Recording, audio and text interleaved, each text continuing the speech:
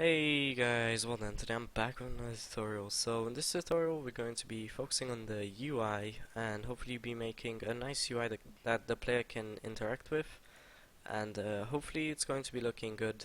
So first of all, you're going to need a spreadsheet of buttons. You can probably see them on the screen now. I will leave a link in the description. They are part of the Phaser GitHub.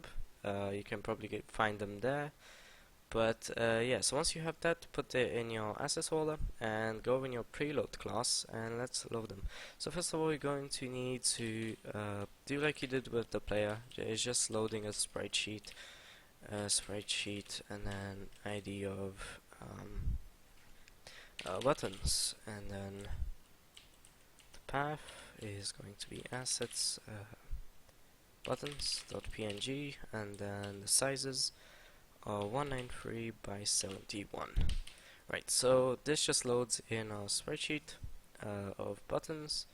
Then you can go in your level 1 class and state some variables. The first variable that we want is buttons.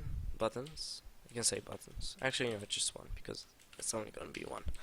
So once you have that, next we need to set that button to something.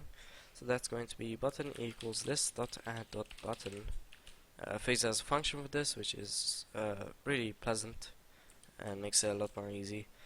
The way we do this is this.world.center x, so the position, the x position of the button is going to be this.world.center x minus 95, and then the y position, this.world.center y plus 200. This is going to be in the bottom right. Then we need an ID that we set in the preloader, so this is going to be buttons, which we've set in the preload function too. And then we need a function on click, so what happens once the player clicks on the button. We can make this easy by just stating a function here. We don't really have to go at the bottom and then set a function or whatever. We can just do one here. Saves a bit of time.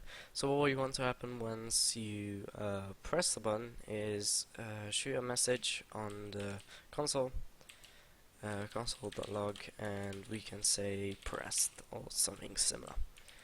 Next, we need to state a reference to the game, which is this, and then the frame positions, which is just 2, 1, and 0. Those are the indexes of the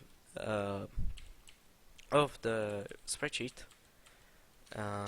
You can look more into that in the docs. Right, now if we actually run the game, we should see a button, and if I actually come on, please show. No, it won't show on the game. Why not? Hang on. God, this is what I get for not planning ahead.